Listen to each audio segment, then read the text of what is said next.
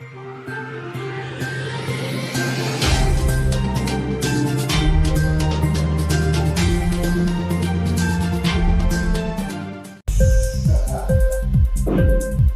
TV prime time news కి స్వాగతం.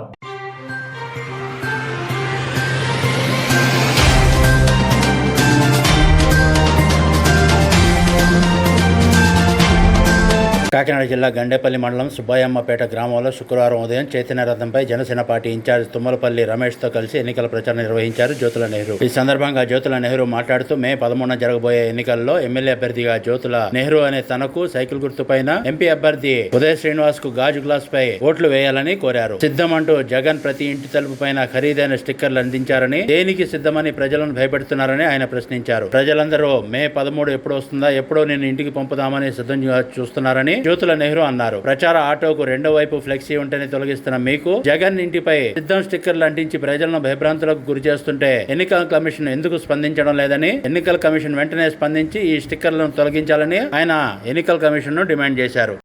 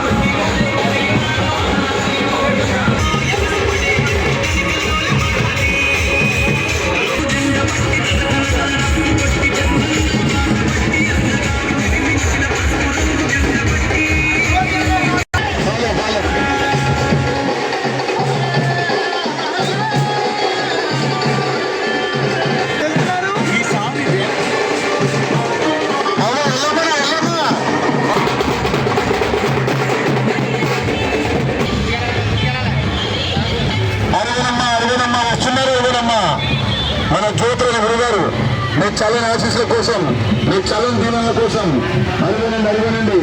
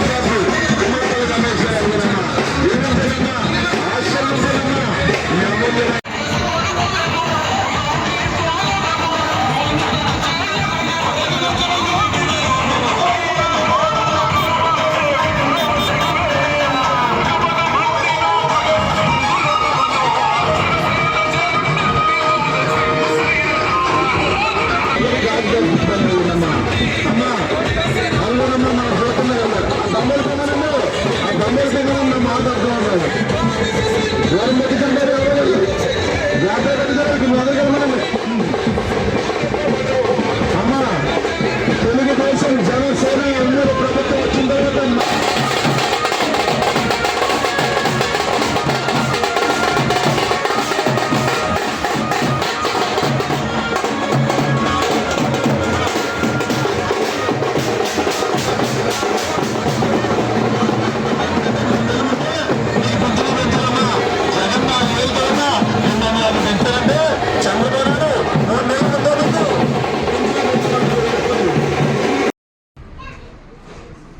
అంటే అది బెదిరింపు పదం కింద కనపడుతున్నటువంటి పరిస్థితి.